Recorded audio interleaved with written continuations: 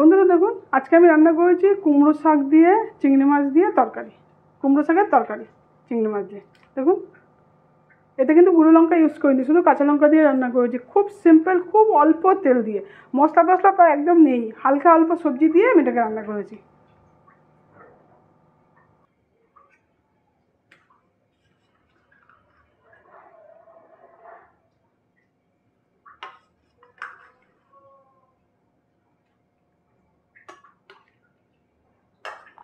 বন্ধুরা চলুন বানাই এই কুমড়ো শাকটা।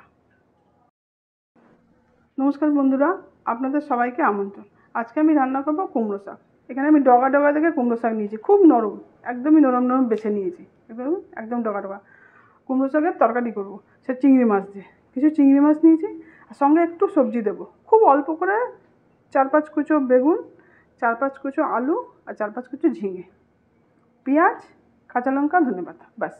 এইটা দিয়েই আমি রান্না করবো। যেহেতু খুব গরম পড়েছে, গরমে বেশি তেল মশলা তরকারি খেতে ভালো লাগে না, শাকটা খুব ভালোই লাগে খেতে। প্রথমে আমি একটা কড়া বসিয়েছি, কড়াতে তেল দিয়েছি। এবার আমি চিংড়ি মাছটাকে ভেজে নেব। চিংড়ি মাছটার মধ্যে একটু নুন হলুদ মাখিয়ে, চিংড়ি মাছগুলোকে নুন হলুদ মাখিয়ে নিয়েছি, মাখিয়ে একটু ওগুলোকে ভেজে নেব। খুব সিম্পল রেসিপিটা, যে কেউ এটাকে রান্না করতে পারবে। চিংড়ি মাছটাকে একটু ভালো করে ভেজে নেবো, লাল লাল করে। আমি চিংড়ি মাছগুলোকে ভেজে নিয়েছি, এবার এগুলোকে সব তুলে দেবো।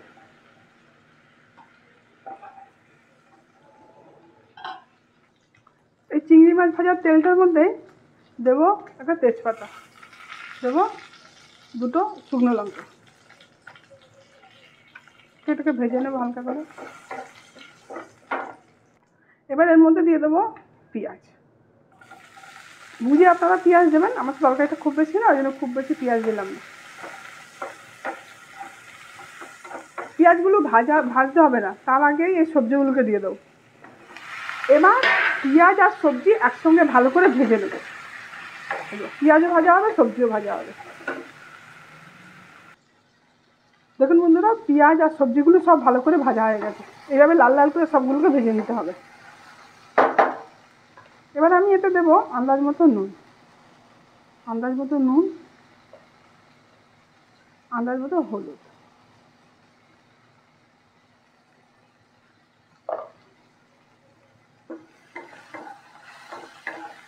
এবার গ্যাসের ফ্লেমটা আমি একটু স্লো করে দেবো, করে এবার শাকগুলোকে দেবো।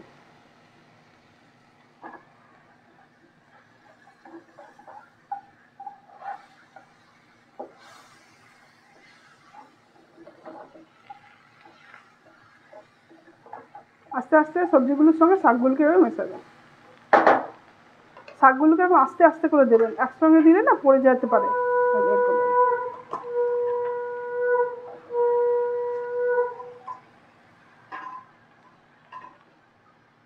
গ্যাসের ফ্লেমটাকে আমি স্লোতেই রেখেছি, রেখে এবার এটাকে 5 মিনিটের জন্য আমি এমনি চাপা দিয়ে রাখবো। চাপা দিলে কী হবে, শাকগুলো অনেক কমে যাবে। 5 মিনিট পর এটাকে আমি তুলবো। গ্যাসের ফ্লেমটা কিন্তু স্লোতেই রাখবেন। 5-6 মিনিট পর দেখুন শাকটা কত কমে গেছে। এই পর্যায়ে আমি দিয়ে দেবো কাঁচা লঙ্কা। কাঁচা লঙ্কা আপনারা এতে গুঁড়ো লঙ্কা ইউজ করবেন না, কাঁচা লঙ্কা ইউজ করবেন। আর অল্প অল্প কিন্তু জলও ছেড়ে দিয়েছে শাক থেকে, দেখুন অল্প অল্প করে। এই পর্যায়ে আমি অল্প করে জল দেবো। আপনারা বুঝে জলটা দেবেন, যেহেতু অন্যান্য শাকের তুলনায় কুমড়ো শাকটা একটু সেদ্ধ হতে টাইম নেয়। এবার গ্যাসের ফ্লেমটা আমি হাই করে দেবো, ফোটা অবধি। যেই তরকারিটা ফুটতে শুরু করে দেবে, তখন আমি গ্যাসের ফ্লেমটা একদম স্লোতে রাখবো।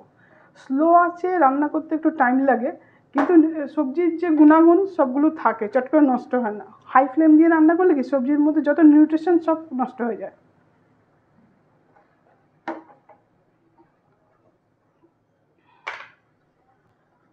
তরকারিটা ফুটতে শুরু করে দিয়েছে, এবার আমি গ্যাসের ফ্লেমটা একদম স্লো করে দেবো, করে এটাকে চাপা দেবো। এই স্লো ফ্লেমটা রেখে আমি এটাকে রান্না করবো। 5-6 মিনিট পর একটু নাড়া দেবো, দেখবো।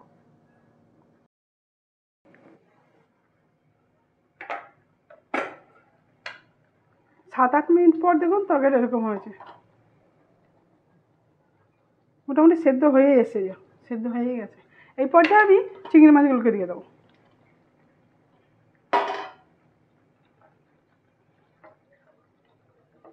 আর 5-6 মিনিট হলে এটা হয়ে যাবে।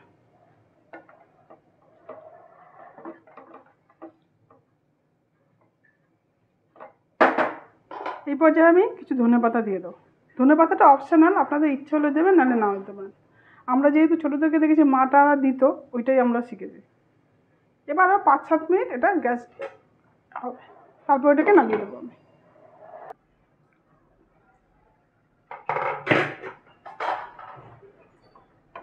দেখুন হয়ে গেছে আমার চিংড়ি মাছ দিয়ে কুমড়ো শাকের তরকারি। এবার গ্যাসের ফ্লেমটা আমি বন্ধ করে দিলাম।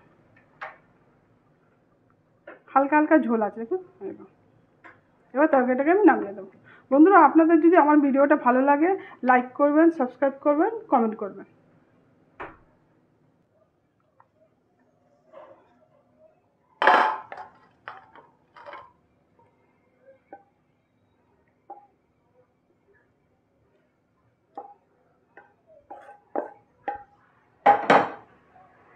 এত গরমে বন্ধুরা এইভাবে হালকা করে কুমড়ো শাক আপনারা রান্না করে খান। যদি ভালো লাগে, আমাকে খুব অল্প তেল দিয়ে তরকারিটা রান্না করেছি, যদি ভালো লাগে আমাকে কমেন্ট করে জানাবেন। খুব চটজলদি হয়ে যাবে, যে কেউ এটাকে রান্না করতে পারবে।